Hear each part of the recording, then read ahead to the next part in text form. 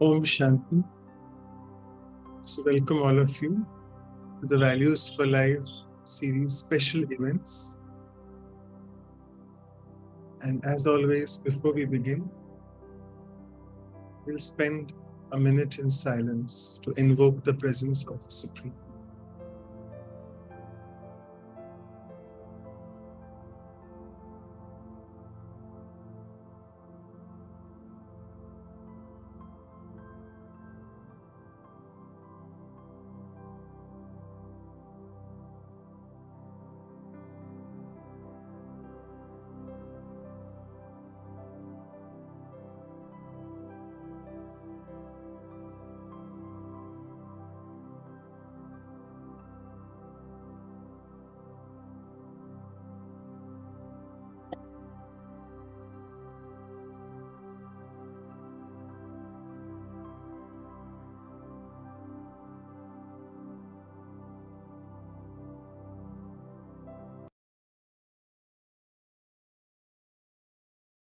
So, welcome all of you to the Values for Life series special events. And this time today it is the spiritual significance of Easter Sunday and Good Friday.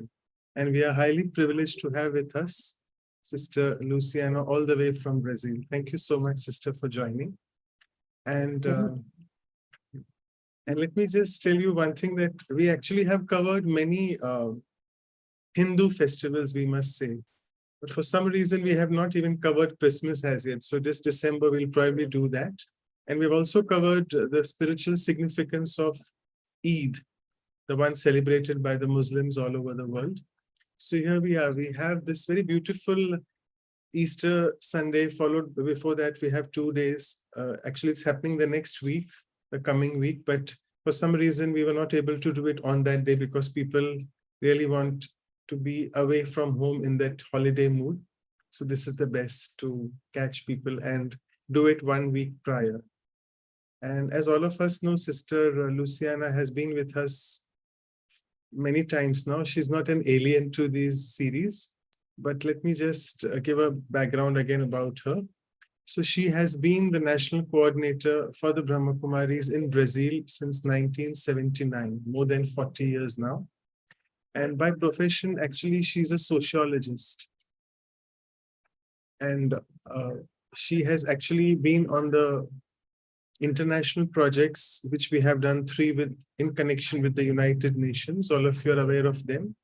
The Million Minutes of Peace Appeal, the Global Cooperation for a Better World, and Sharing Our Values for a Better World as well. She has really done amazing work being in the Brahma Kumaris for a long, long time now. And let me just, on today's eve of Good Friday and Easter Sunday, though it's next week, I know. So it's our fortune that Sister Luciana, the national coordinator of Brazil, is with us today, sharing with us the deep meaning behind celebrating the Holy Friday. It was Jesus Christ's sacrifice which humanity still cherishes to this day, and his resurrection is being celebrated with a lot of joy on the coming Easter Sunday, which gives us a strong message to those who have gone astray, that we are all an eternal conscient being of light whom no one can slay. For ages to come and go, I am eternal in my role on the earth to play, because the golden age is coming where I am indeed supposed to stay, where there is only natural joy and happiness with nothing to dismay. And it's my connection to the Supreme in meditation, for which I don't need to pray. And this keeps me away from Maya, that is weakness, for whom for ages I was a prey. And it's such a relief now to know that God is my companion and not far away. So with this brief poem, thank you once again for joining, all of you and Sister Luciana. And I would now request Sister Claudia to please welcome Sister Luciana. And you can say something in Portuguese as well. Good morning from here. I think good afternoon for you. Boa tarde. It's a pleasure and an honor to have you speaking to us about this very important point about Easter, because many people do not know. So you are going to clarify to all of them, especially those who are not from the Christian background. They don't know much about the Easter. So they just celebrate, they buy the bunnies and they eat, they enjoy, but they don't know what it's all about. So I brought you some bunnies for you to represent so all the bunnies coming with the little chocolates to give to you. And also I have a special flower because the time for we start having the lilies. So lilies are here also for you. So it's very nice to have you here, and it's quite a joy. Feliz Páscoa and happy Easter for everyone. Thank you. Thank you, Sister Claudia, for the beautiful flowers and especially for the bunnies. It was so lovely for you to remind us of this occasion. And thank you, Brother Manoj, once again, to have me here, to give me this opportunity to share on this aspect. I must start saying something to add to the understanding of what is happening in our sharing today, because I was born and raised in very strong Catholic family, and I studied in Catholic school, in nun school, till I was 18, when I went to the university. And at the same time that I went to the university, I started to practice Hatha Yoga. And from Hatha Yoga, I went to Raja Yoga. So in my life, this was just like a division that moved me to another kind of philosophy, another kind of religion. But for the first 18 years of my life, I was regularly in the cults, in the systems, in the beliefs of the Christian religion. And you said that the Good Friday and Sunday Easter will be next weekend. That's true, but today is a very important day. Today is called the Palm Sunday. The Palm Sunday is in fact the beginning of the week, the sacred week, the holy week that we celebrate in Christianity. So the palm tree is exactly the moment that Jesus, with his disciples, decide to enter the city of Jerusalem. The city of Jerusalem is a holy city for the Christians and also for other religions, not just for the Catholics, but also the Protestants. So it's quite important. And why it's called the Palm Sunday? Because when Christ and all his disciples entered the city of Jerusalem, they spread all these palm leaves on the ground so that Jesus and his followers could walk on those palm trees.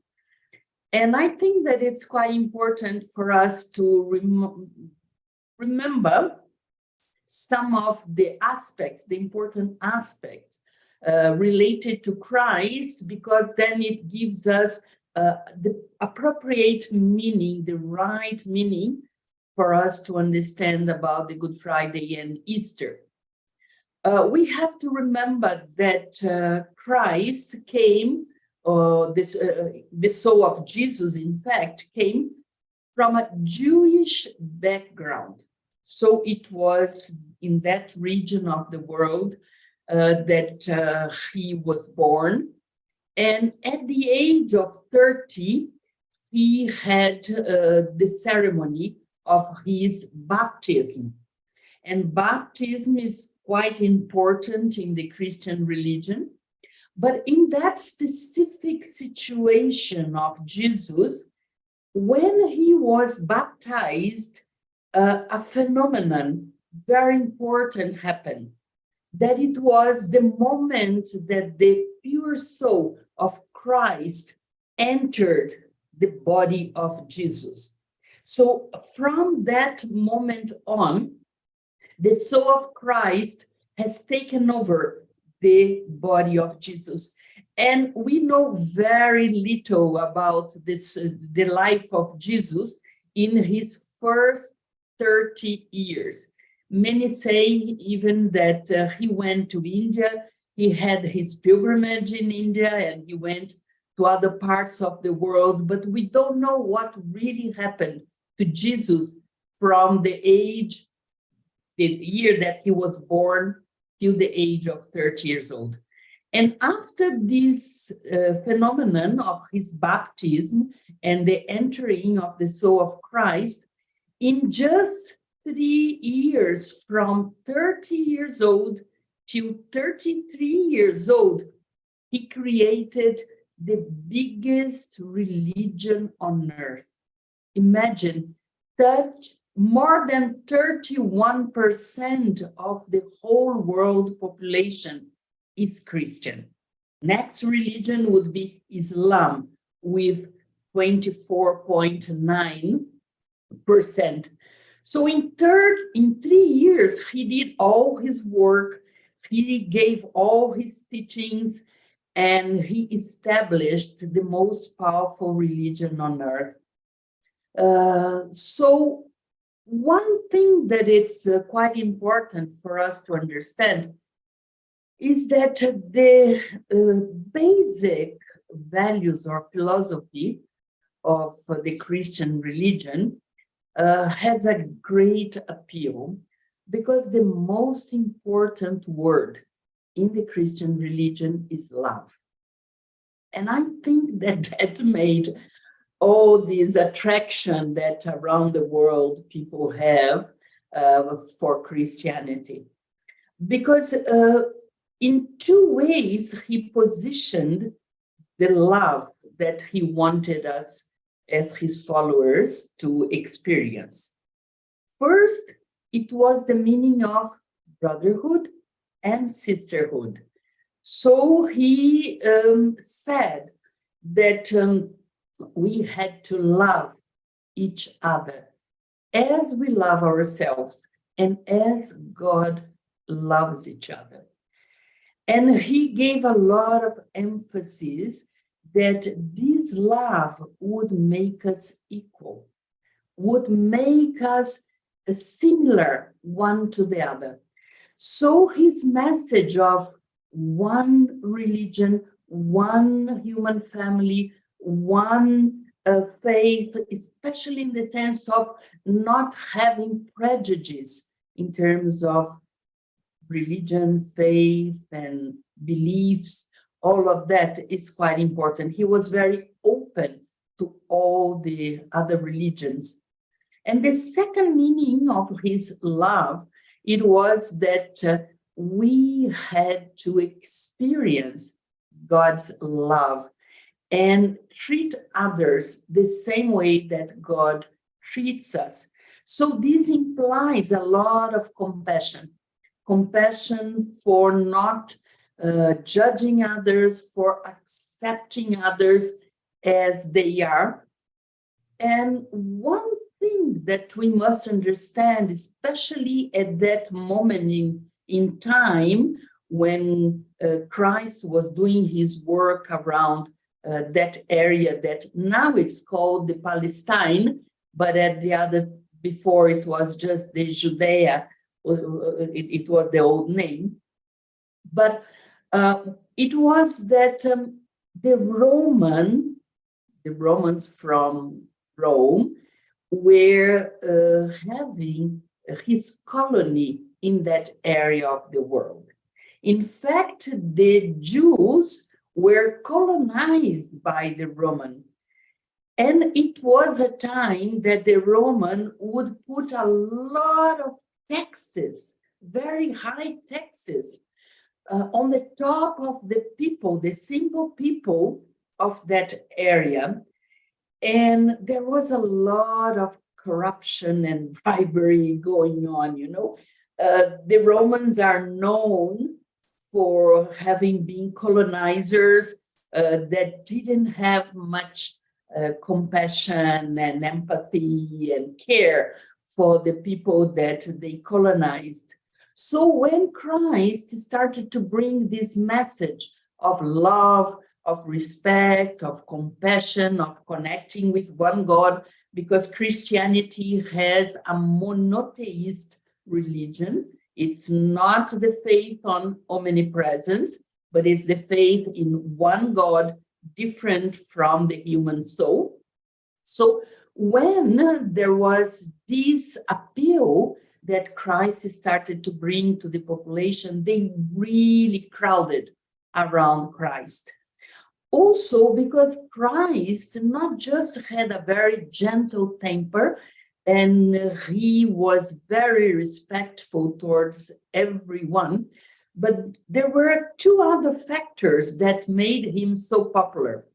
One is that he made it very clear that his religion was mainly for the vulnerable ones, for the simple people, for the poor ones, for the prostitutes. So he embraced all that population that was not considered, that was not valued in the society of that time.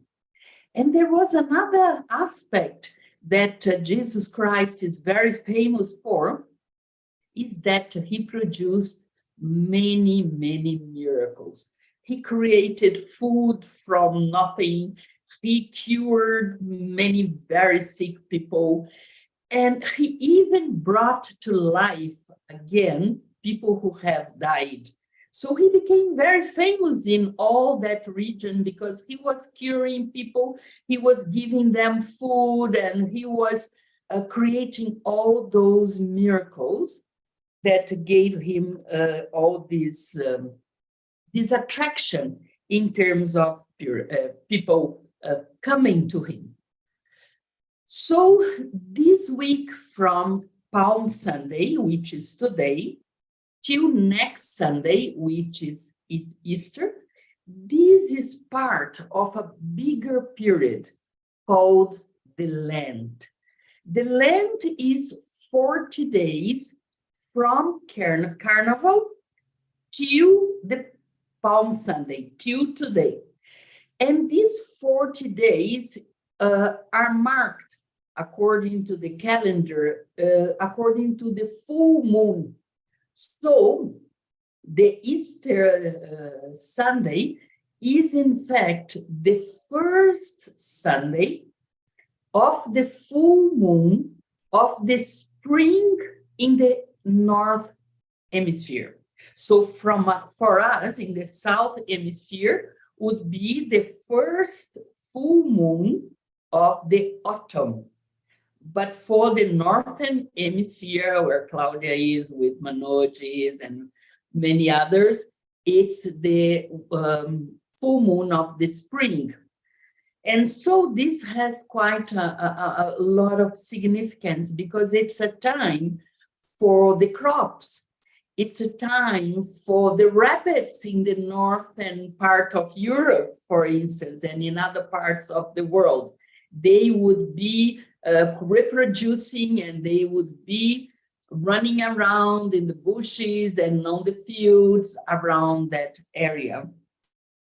And during this 40 days of Lent, the Christian church, from the year more or less 365, that the church started this Lent period. It was not right from the beginning, but it was 3 centuries after that.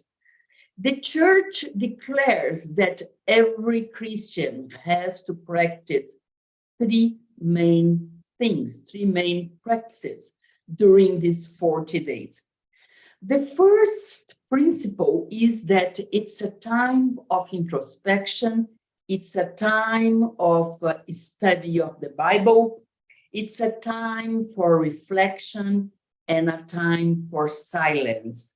So I don't know how much this is followed nowadays, but I can just give you the example that this morning, my sister, she sent a message in our WhatsApp family that she woke up at 4 o'clock in the morning to listen to the Mass from the Pope in Rome because of the Palm Sunday. So it's still some staunch Catholics, they still follow what it's said to be done during this period. The second principle of this period of Lent is that every Christian has to pay attention, especially to charity, to help in practical way with food, with money, with clothes, with any way to help the poor. So it is the month of charity, a period of charity for the ones in need. And the third principle, it's a time of fasting. The way that the Christians understand fasting is quite different from the way, for instance, that some other religion do. Fasting for them is, first of all, not to have meat on Fridays.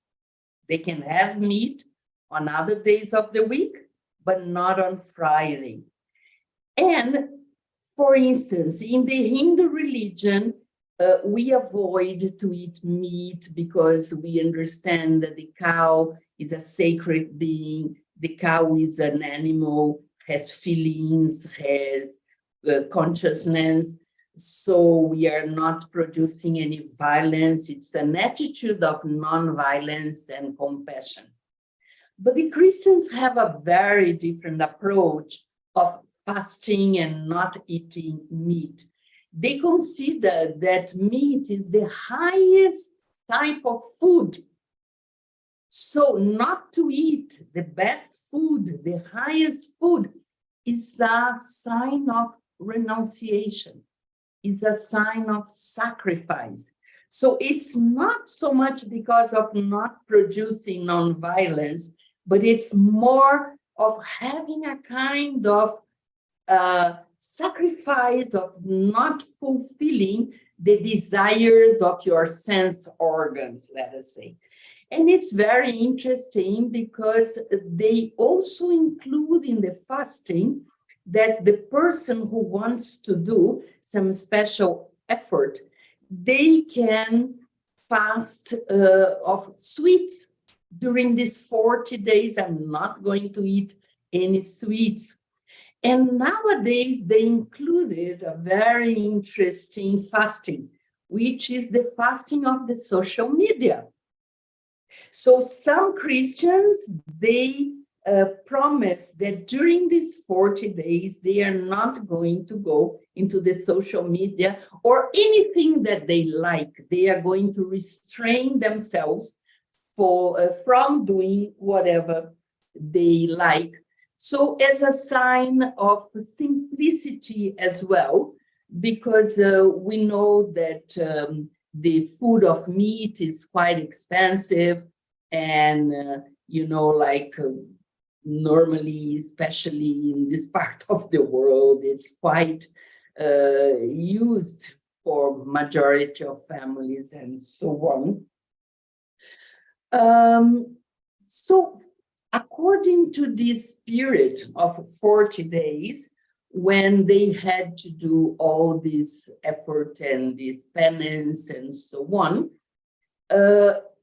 from this Palm Sunday, which is today, Christ enters the city of Jerusalem with his disciples.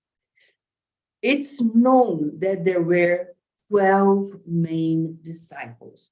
Amongst the disciples, there were the one who erased or created was the patron of the church, which was Peter. And there were other, Paul which was his right hand. And there was one of the apostles, the disciples, that his name was Judas. And so during the first days of the week, Monday, Tuesday, and Wednesday, Christ was just doing his pilgrimage around that area, curing people, healing people, and doing his miracles and giving his teachings. And on Thursday, it's very well known, the Last Supper. So many important and famous pictures of the most famous artists around the world have depicted the Last Supper. And most of the families in Christian religion, they have a picture of the Last Supper in their dining room. And this Last Supper, it was when Christ initiated the principles of the Mass, the Christian Eucharisty, which is, he showed the bread and said, the bread is going to represent my body. And he showed the wine, which were a common food for that people in that region, bread and wine. And he said, the wine is going to represent my blood. And even up today, all the most important ceremonies in the Christian religion have this celebration of the bread and the wine during the Mass that they are supposed to attend every week. So during this celebration of the Last Supper, Christ mentioned, he had foreseen, he had this understanding, and he told his disciples, one of you is going to betray me before the end of the night. And that's what happened. Judah is the one who went and told the Roman officials where Christ was. And the Roman officials were very uncomfortable with what Christ was teaching, because Christ was creating a kind of movement, an upheaval in the simple population, in the poor population. And it was not convenient for the Roman officials because they wanted their taxes to be paid. They wanted their bribery, their bribes to be paid, and so on. So the governor of that time, they went to the governor, who is very famous in the Christian religion. And the name of this governor was a kind, even like a synonym, when someone betrays another one, when someone is very mean to someone, when someone is very aggressive and not kind. We say to people, you are just like Pontius Pilatus. It's a Roman name. So Pontius Pilatus was the name of the governor of that place at that moment. So Christ was taken to the governor, and with no judgment, with no opportunity to defense, with not any possibility to explain what was happening, this governor declared that Christ had to be killed. Now we have to understand two things.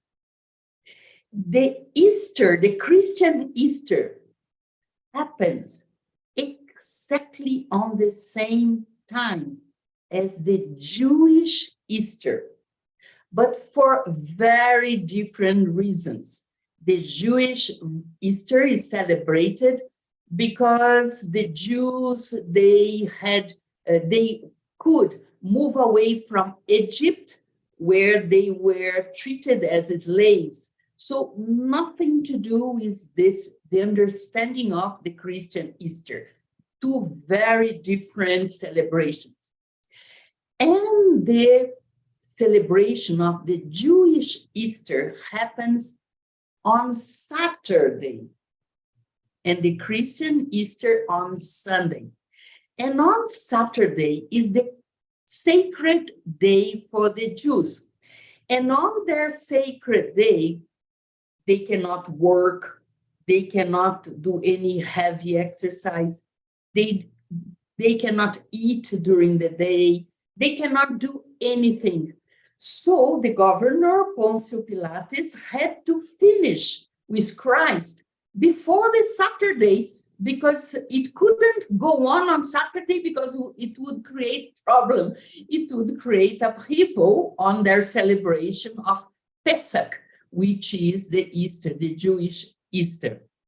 So the governor used a very common method of that time. And the method was to be hanged on a cross. So Jesus was not the only one who was hanged on the cross. It was like a common punishment at that time. Even so, together with Christ, two other thieves were also put side by side, Christ in the middle and the two thieves around the side of Christ on the hill to be hanged. So Christ, his punishment was that he had to walk some 500 meters, 600 meters. It's not clear, they all don't agree about the details, but he had to walk carrying a very heavy wooden cross and a crown of thorns. And with this crown of thorns and this cross, he was put on the cross. And at that moment, there was a very famous quote of the soul of Jesus. He said, "Oh God, why have you abandoned me?" So there are many interpretations for this quote, which is quite famous. One interpretation, that it was the interpretation that the Pope gave this morning on the Mass, because my sister shared with the family, it was that it is the day for us to care and to help for everyone who has been abandoned. Another interpretation is that at that moment, the soul of Christ was not there anymore. The soul of Christ had already flew away, and the soul of Jesus was the one being hanged on the cross, because Christ didn't have any sins to be the one who would be put on the cross. So the soul who had his sins from before, it was Jesus. So we believe that at that moment on the cross, it was the soul of Jesus. So this is the Good Friday, because it happened on Friday after the Last Supper on Thursday, that in just one day, less than one day, Christ was put on the prison, and he was judged, and he was taken to the cross. But there is quite an important significance in that as well, because Mary, the mother of Christ, and other women were there. They were the ones very attentive to whatever was happening, and they were there praying. And this shows the importance of women in Christianity, the women are considered the real followers of God. The women are considered the ones who care for the ones in need. And so the women in Christian religion were venerated and were represented in many ways because of their motherlyhood. So this aspect of motherlyhood is tremendously important in the Christian religion. So after he was crucified, the body was there for some time, and then the body was taken to a tomb, and the body was buried. And some soldiers were put in front of the tomb to guard the tomb, to be sure that his disciples or his followers would not go there and rescue the body. And during the whole Saturday, it was a Saturday of mourning, it was a Saturday of silence, it was a Saturday of introversion. And it's quite interesting because the Saturday after the Good Friday, and let me tell you as well that in the Latin world, the Roman world, Latin America, Spain, and all the Portugal, all the world that has the Latin principle, it's not called the Good Friday, but it's called the Friday of the Passion of Christ. So the whole day of Friday has this name. So Saturday was a Saturday, a moment, a day of more introspection.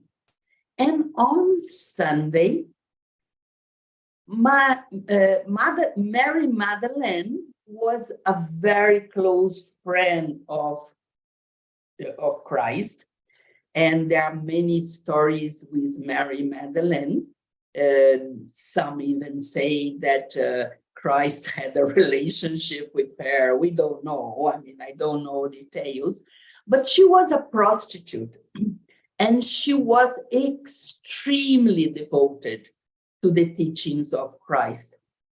So she went to the tomb with another lady, another disciple, also called Mary. And both of them, when they arrived at the tomb, they became shocked because the tomb, the big rock on the tomb, was open. And this big rock and all the soldiers that were taking care of the tomb were like petrified with whatever had happened. And they were completely afraid of whatever had happened, because on the top of the tomb, they found a very big white angel made of light. And so, and this angel came as if it would be a lightning. He just appeared on the tomb. And so the police, the soldiers, became really afraid, scared. And the two Marys, Mary Magdalene and the other Mary, became so surprised, and the angel told them, "Now you go and say that I am not dead, that I have resurrected. I have resurrected, and because of my crucifixion, all the sins of humanity were forgiven. And now you have to go, you have to join the disciples, and you have to tell them that they have to go around the whole world, and they have to spread this news, they have to spread this message around the whole world." So the two Marys went rushing and went to the disciples, and they got together in one mountain, one hill of that area, and they made all the arrangements how they were going to spread the word of Christ around the world. And as you can see, they succeeded because with just 3 years of preaching, Christ created the biggest religion on earth. So this is the first part of the Good Friday and the Sunday of Resurrection. But now the question, why the bunny, why the rabbit, why the eggs, right? So this is a different story that I'm going to join together with the first one. At that same time of spring, beginning of spring, in the northern hemisphere of Europe, there was the worshiping of a quite popular goddess. It was the goddess of the crops. It was the goddess of the pagan people. Pagan people, the ones who lived on the fields and would plant the vegetables, the food, and so on. So this goddess, some called her Istre, the other ones call her Ostara. So 2 names for the same goddess. And what happened? It was a goddess that was mainly for the simple people and the families and the children. One day, this Ostara, she took a bird and she transformed this bird in a rabbit. And their bird became very upset and asked this Ostara if she could transform him back in a bird. And the goddess fulfilled his desire. So in return to this, the bird gave lots of colored eggs to all the children of the, he can just show me one egg here.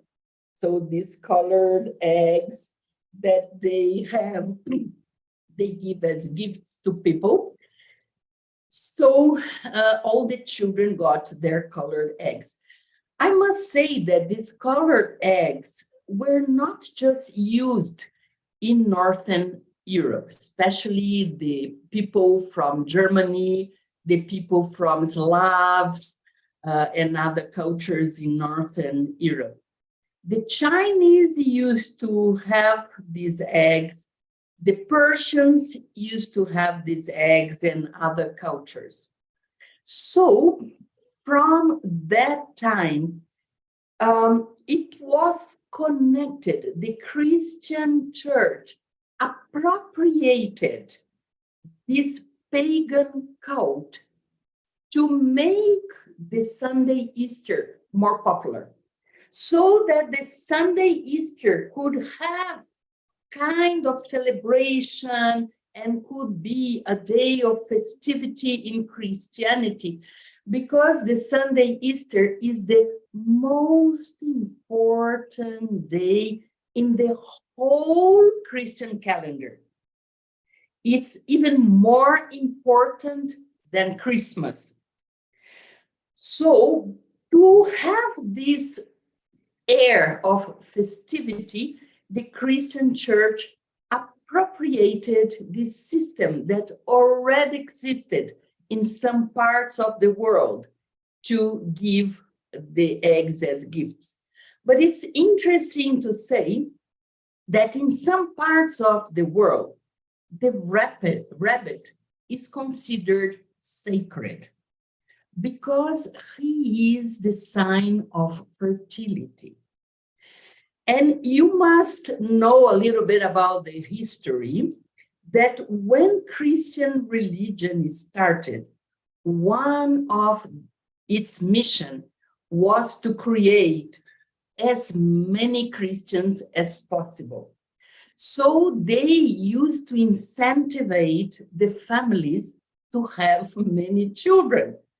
I can just tell you My grandfather, who is not here anymore, he left his body, he was in 18 children. My grandmother, who is also not here anymore, she was in 12 children. My mother, who is alive and she is 90 years old, she is of a family of 8 brothers and sisters. So fertility was very much incentivized in Christian religion so that they could grow the number of Christians. And the rabbit is synonym of fertility. The rabbit is also synonym of renewal.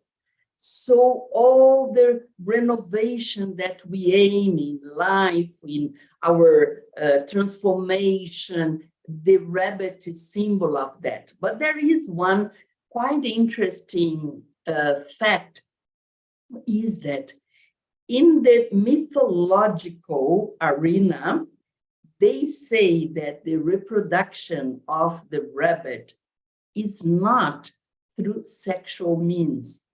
They say that the rabbit reproduces through a pure mean. I mean, I'm sure that's not fact, but it's what they believe, you know. So rabbits are symbol in Christianity of purity. And that's why you see many pictures, especially in the Middle Age, that have the picture of Mary, the mother of Jesus, with a white rabbit. So a white rabbit is quite often painted together with the picture of the Madonna, of the mother of Christ. So they took this idea from the pagan and brought it to the center of Christianity. But this didn't happen very soon. This happened just around the 17th century or 18th century. That was not from the beginning. So this idea of the eggs and the rabbit is quite new. And the idea of the chocolate is even newer. It was just on the 19th century that in France, they associated the eggs and the bunnies with the chocolate. And it spread around the whole world. Why? Because USA, the Americans, bought the idea. And the Americans were responsible to spread this idea of the chocolate being associated with Easter.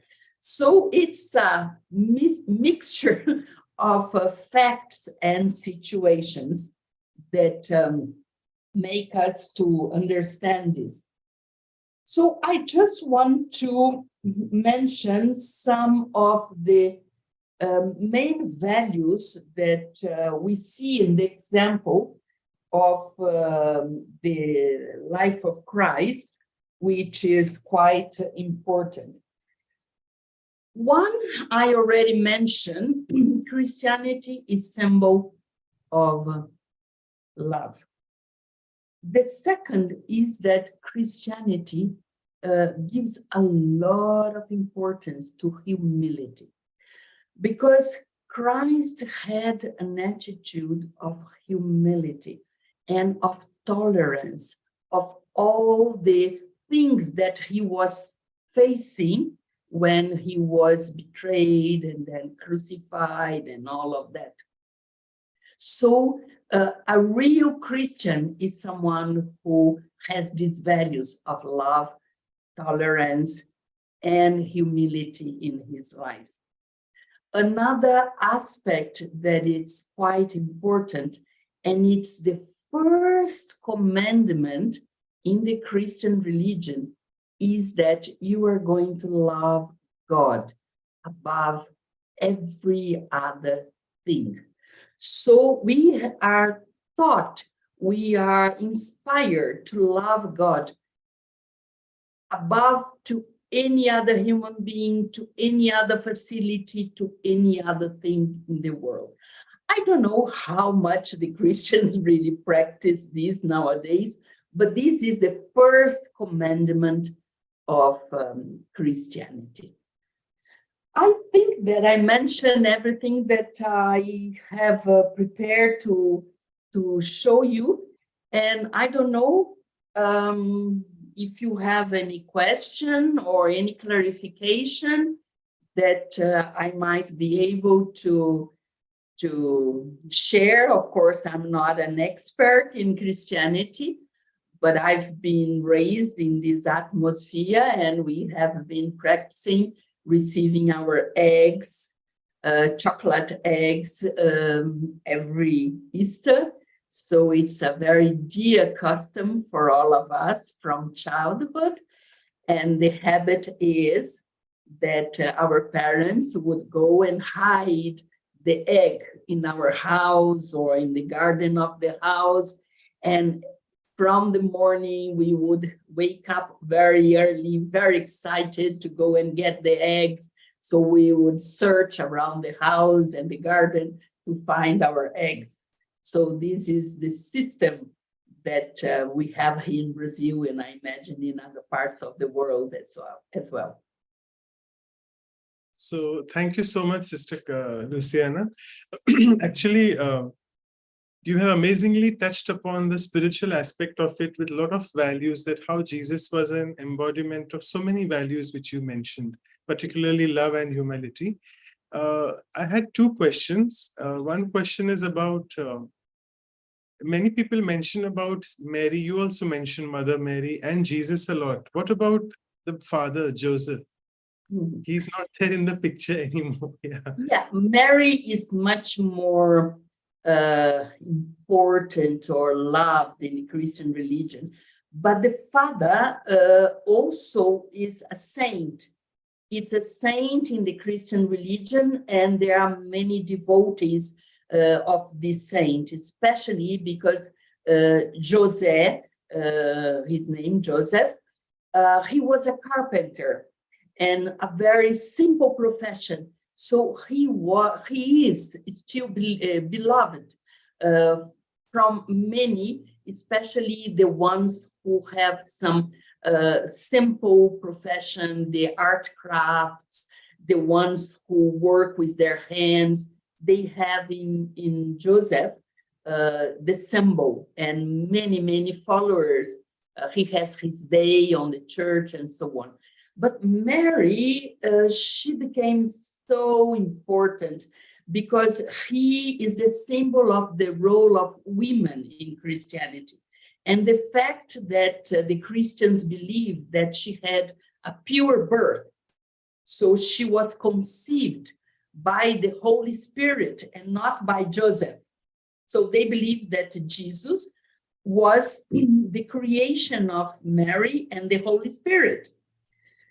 So in this way, she is pictured in the form of many Marys. No, there are the name of the Mary of Conception, the Mary of the Pain, the Mary of Grace. There are many. In the same way that the goddesses in India, you have one figure that it's represented in many forms of the Shaktis. Mary is represented in many forms of goddesses, and she has millions of followers to each one. So in Brazil, for instance, my family is devoted of one specific form of Mary.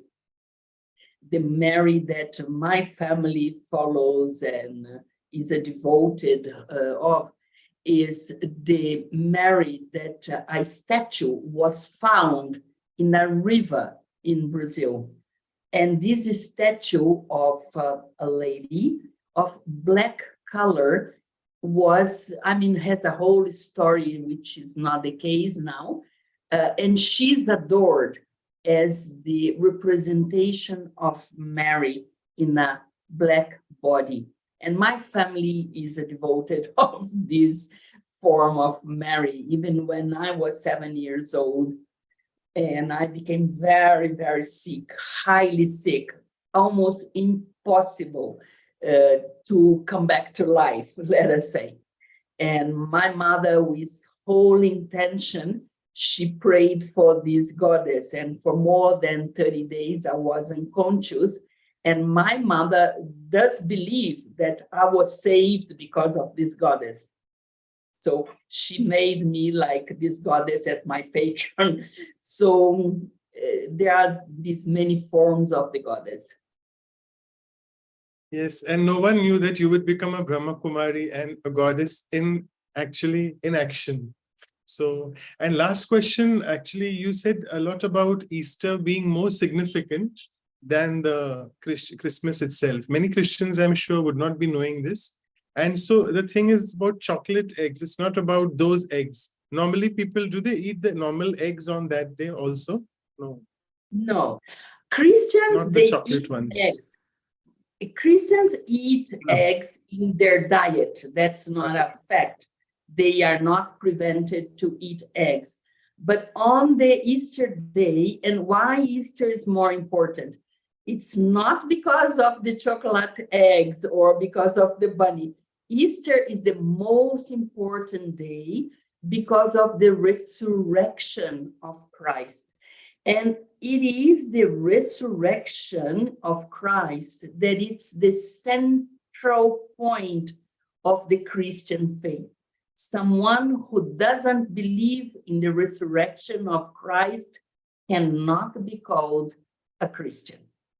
It's the most important fact because it is the resurrection of Christ that shows that he was the only Son of God, that he came again to life to save the humanity from their sins. So, I mean, I'm not saying here that I believe or don't believe. I'm not discussing the truth of it. I'm just saying what the Christians believe. So this resurrection of Christ is the central point in the Christian faith.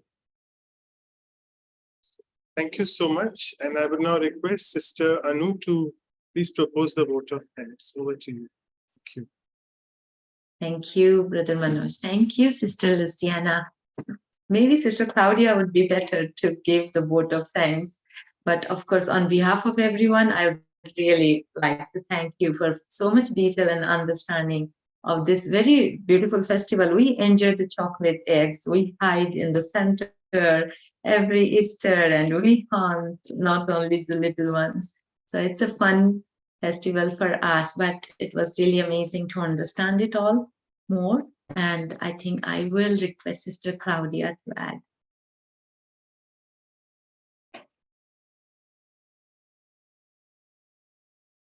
It was just a moment. Let me. Can you turn the.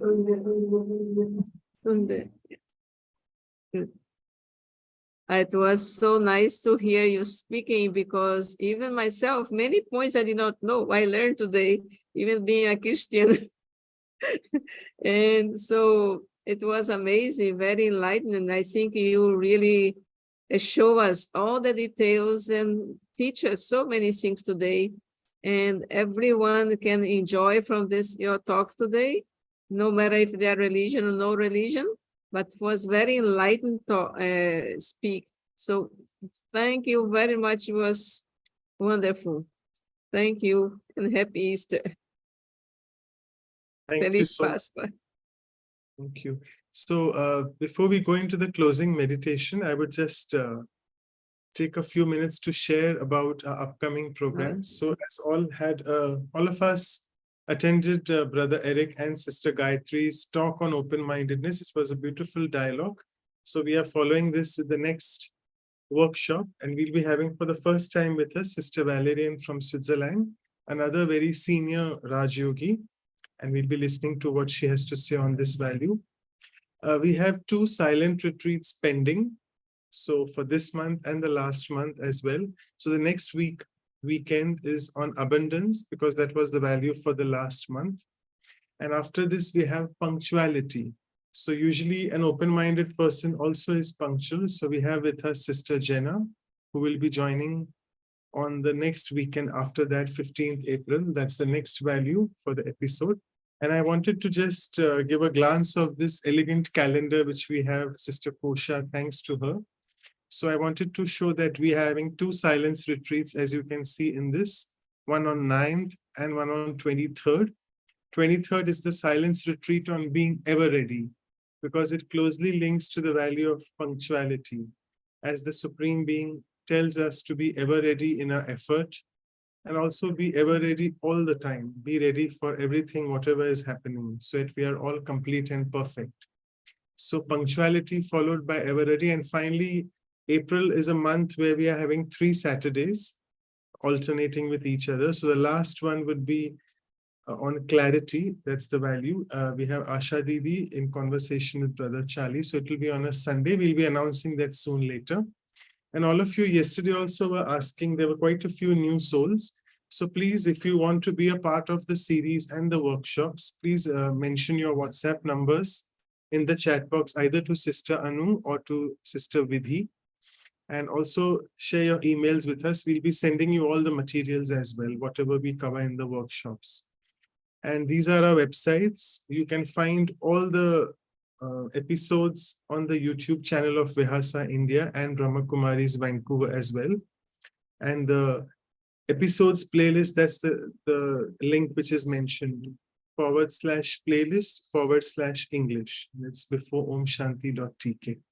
So I would just stop sharing here.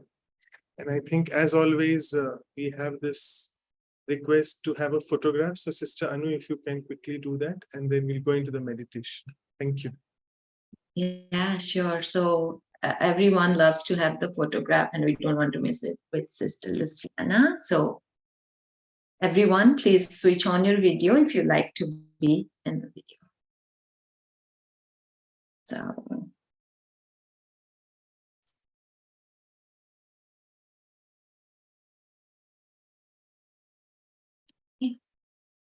thank you so much.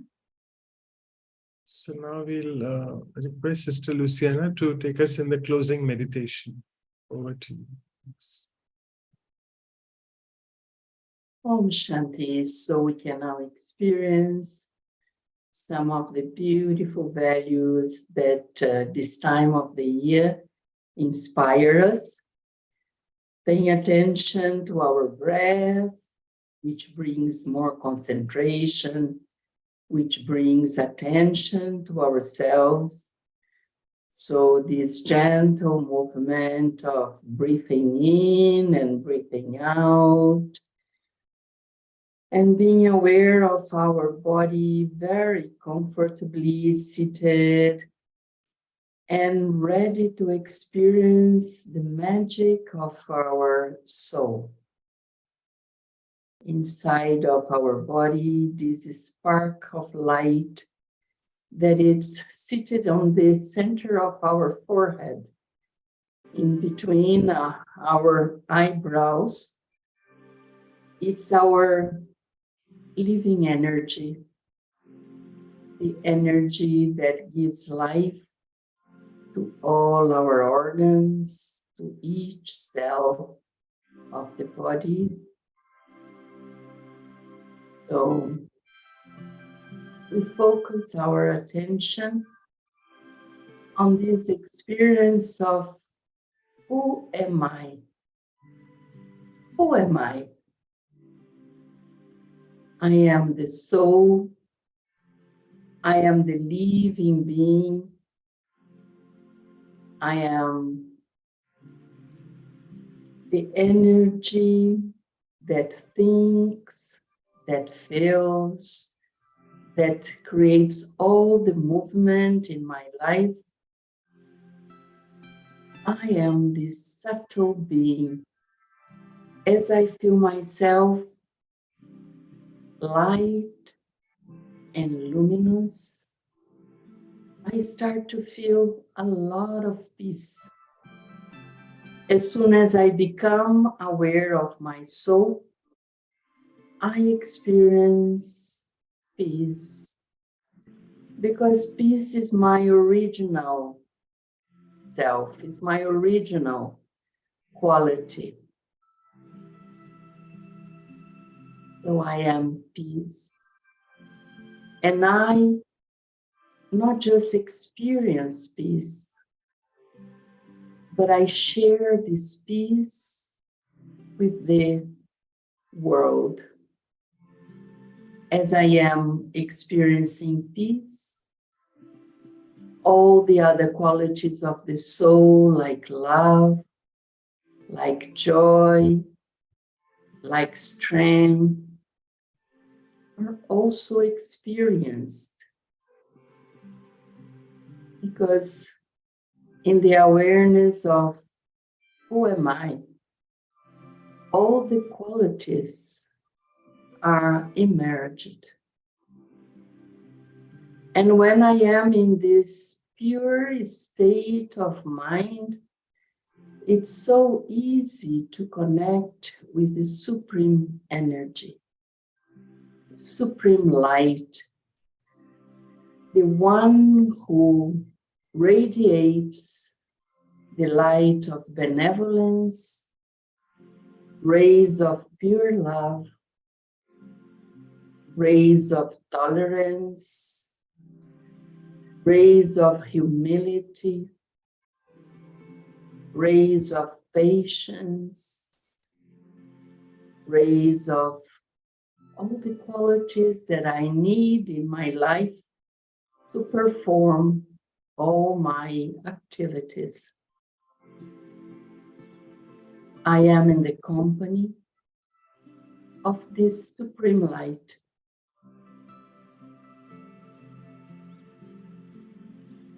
I am experiencing that I am completely fulfilled, recharged with the company of the supreme light.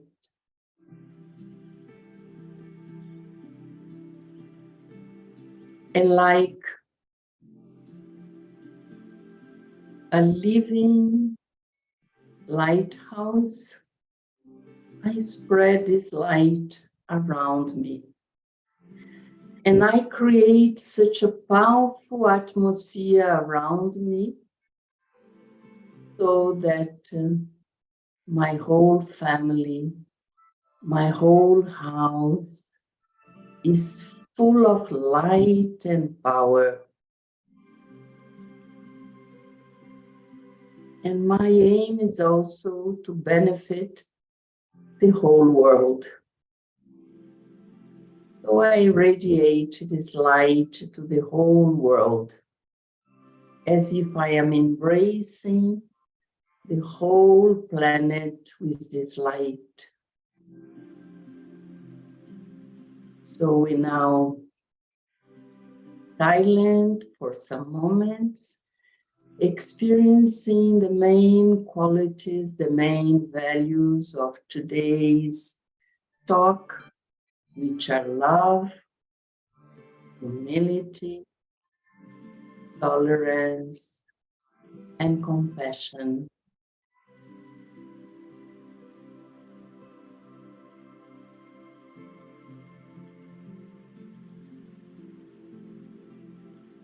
And again, we start to come back from this short meditation, again paying attention to our breath,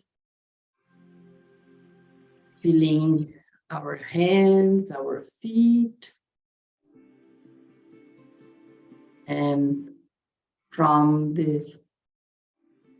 our core, we just experience this beautiful mantra, Om Shanti, that we are pure and peaceful beings. So Om Shanti to all of you. Om Shanti. Thank you so much, Sister Thank you. Luciana, for Thank sharing.